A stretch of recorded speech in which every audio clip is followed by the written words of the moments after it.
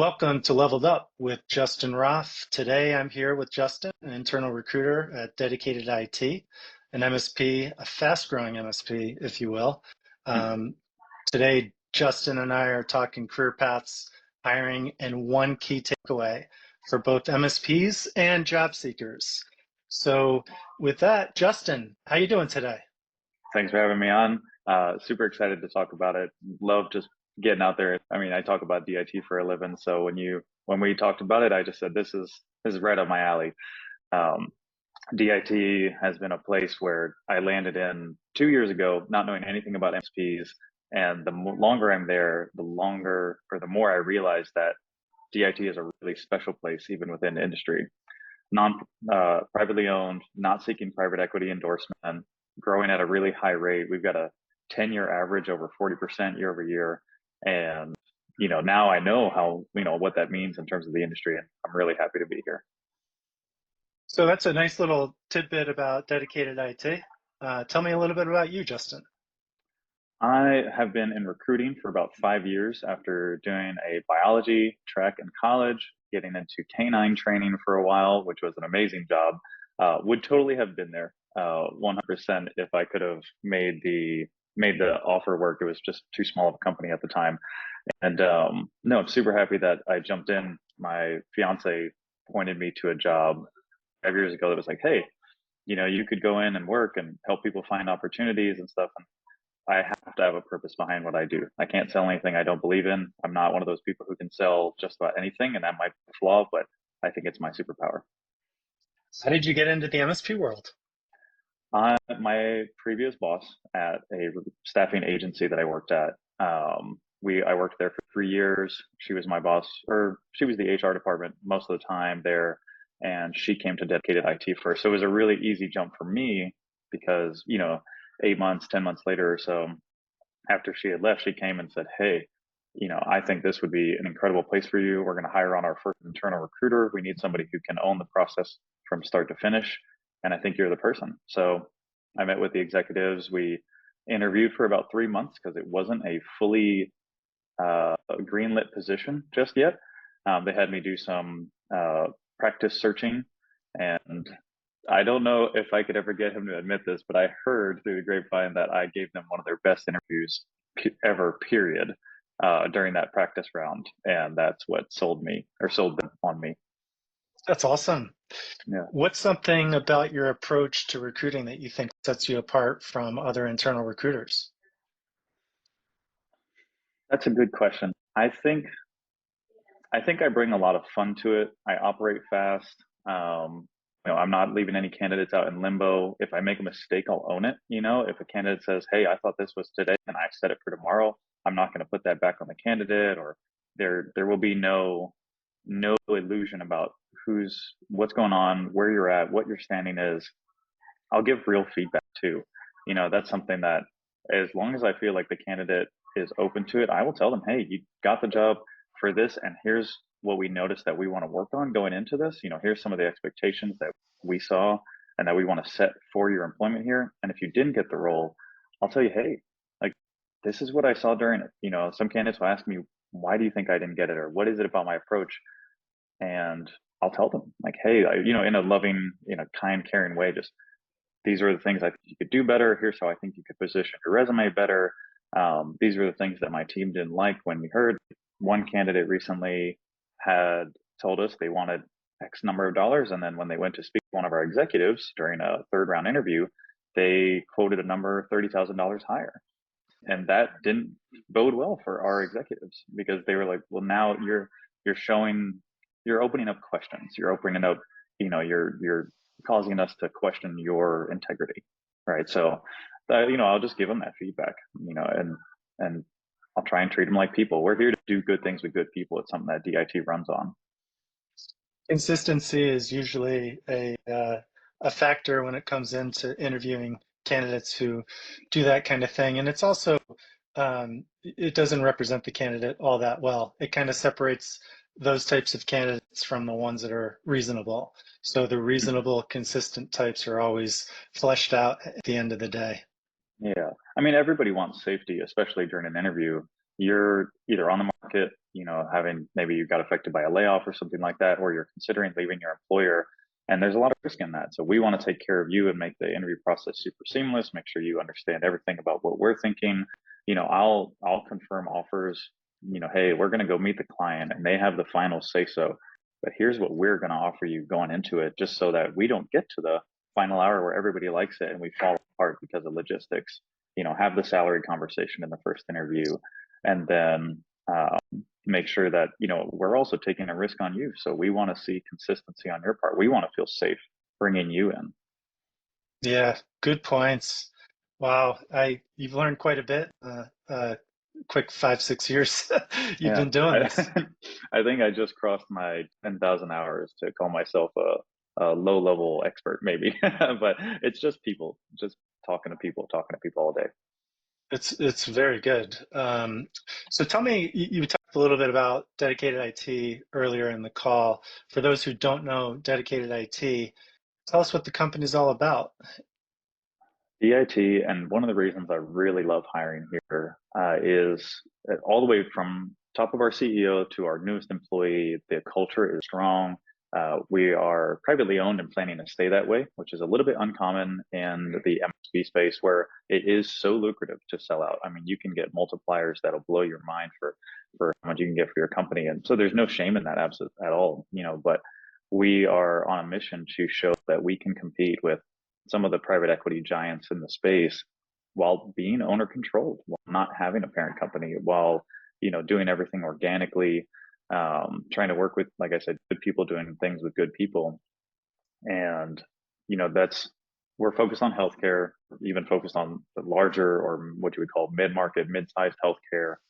And we have a purpose behind what we do. We've been doing really well. We're getting a lot of organic growth out of that. Our people are staying here. And a lot of that just comes down to how we talk to people, how we give them feedback. I mean, this is perhaps a brutal way to say it, but anybody who leaves the IT or is let go isn't surprised. You should never be surprised that something was going wrong. We try to have, as many conversations and course corrections before we get to that point. And even then, like I've had some conversations directly of, hey, dude, like, I don't think you understand how serious this is. Mm, yeah, bad surprises are definitely not good. We there's certain types of people that like to do what we can to troubleshoot or reverse engineer the process to make sure there are fewer and fewer bad surprises. Yeah, we read a book recently. We read one every quarter. All of the executives and the leadership are required to read it, and then everyone here is able to get a free audiobook or a free paperback just reimbursed bought by us. And we have a whole library of them now. And one of them talked about, you don't need to make more smart decisions. It was called The Road Less Stupid. You need to make less dumb ones. Yes, Yeah, that's a good one. yeah. So, Justin, what do you think makes dedicated IT a place techs want to work? The collaborations and the growth. Truly, I think the two biggest things that I hear candidates on the market complain about are that one, they've camped out, they've reached a ceiling, there isn't another place to go, and it may not be a malicious thing where someone is keeping them down. It may be that there's only one more spot up, or that they haven't brought in enough clients to provide another tier two or tier three or team lead position. They may not need it. It may not make sense for the business, and so with our consistent year over year growth, we've been able to give a lot of people some pretty open, free pathways to, hey, you promote on your own time. You get the certifications, you do the work. Once you, of course, I mean, it's like a pyramid. Once you reach higher and higher positions, there are a little bit more, waiting time. There's a little bit more waiting for the position to open up. But even then, we'll work with you because your career ladder is not really a ladder. Your career climb is a rock climb. So, for instance, one of our technicians that we hired recently is definitely overqualified for the role after we really got to know him. And we just recognized that with him. We said, hey, you can do a lot more. And we know what you want to do because he wants to be in cybersecurity. And so we were like, would you be willing to do like a team lead role for right now? Because you have a real passion for your team. You're really good at collaborating. You share a ton of Awesome. knowledge. We obviously prohibit and highly, like, our culture is antagonistic to knowledge hoarding in a big way. So we made him a team leader. We talked to him, hey, like, we know this isn't the final goal, but this is a lateral experience that you'll find really valuable the higher you get in our company.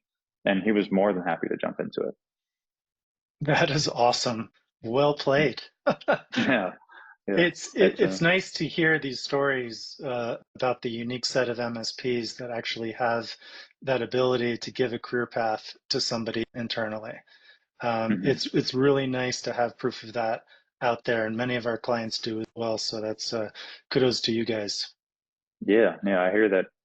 Looking into you've been working with MSPs, so I'm sure you've seen the gambit of those that won't, and those that can't, and those that do promote internally.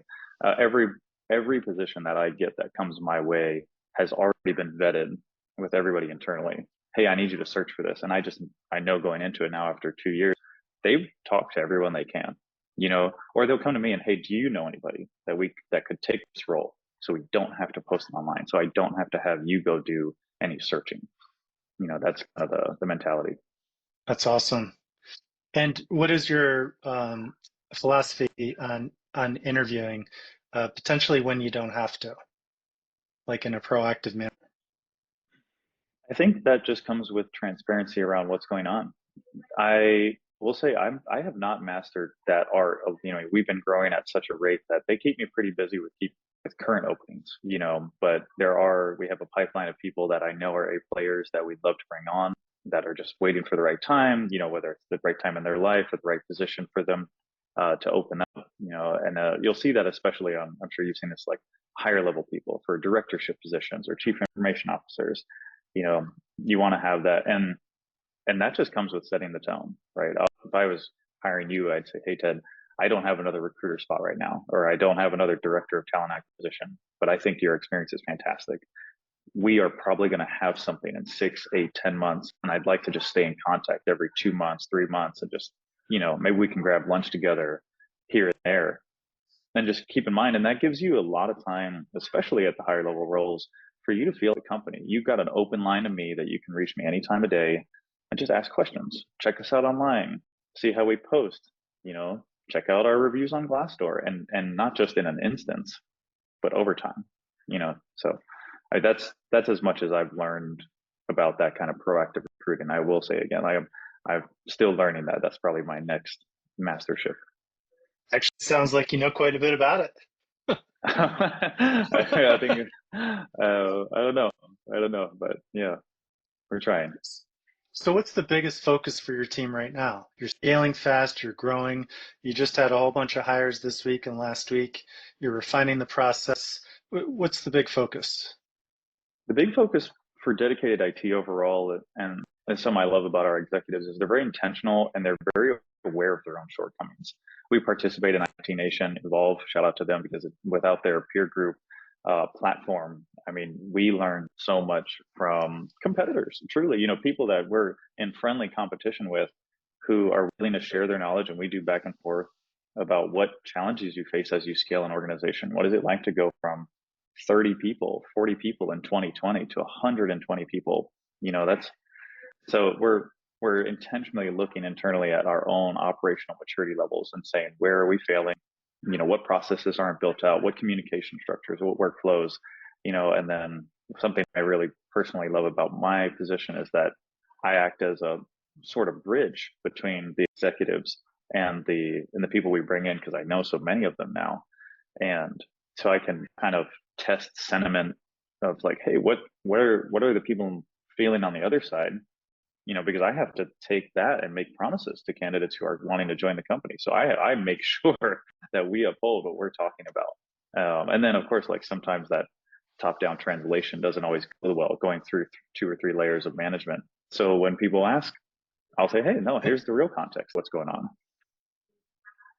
Wow, you're like a mini version of me. Amazing. Yeah. We're 100% aligned. Yeah. Yeah, Yeah. fantastic. So we've got another minute left, but what is the one thing you'd like to leave the audience with?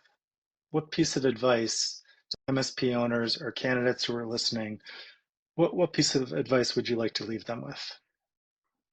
don't know if I'm qualified to talk on the MSP owner level yet. I would say definitely get yourself involved with a peer group because, like I said, we have learned so much from those around us, and their insight has been invaluable for what's working for them, what's going well. Be willing to share knowledge. I don't think trade secrets have a whole lot part to play in the MSP industry, where a lot of our service is pretty similar, and it comes down to how well you do it. So why not help each other be better? There's more than enough work to go around. And for candidates who might be interested in joining DIT or joining any MSP, it is 1000% the fastest way to grow your IT career, getting hands on with technology from not one client internally, but 10 or 20 or 100 clients. It's going to be overwhelming. It's going to be the fire hose of knowledge, and you will see that you've made 5 years of progress in a year. So I would highly consider it. All right. Yeah, Justin, how does it feel to be interviewed? How does it feel to be on the other side of the table? honestly, it's kind of refreshing. It Yeah. is. Well, you hit another home run here, man. You did a great job. For the folks listening, again, this is Justin Roff with Dedicated IT, a fast-growing MSP. Please reach out to Justin if you have any questions about Dedicated IT. He's a wonderful person, an excellent recruiter with a ton of experience in a very short period of time. I appreciate that. Mm, Thanks for having me on, Ted. And thanks to yeah, Vertical Talent Solutions for the platform you guys have. you bet. Thank you, Justin.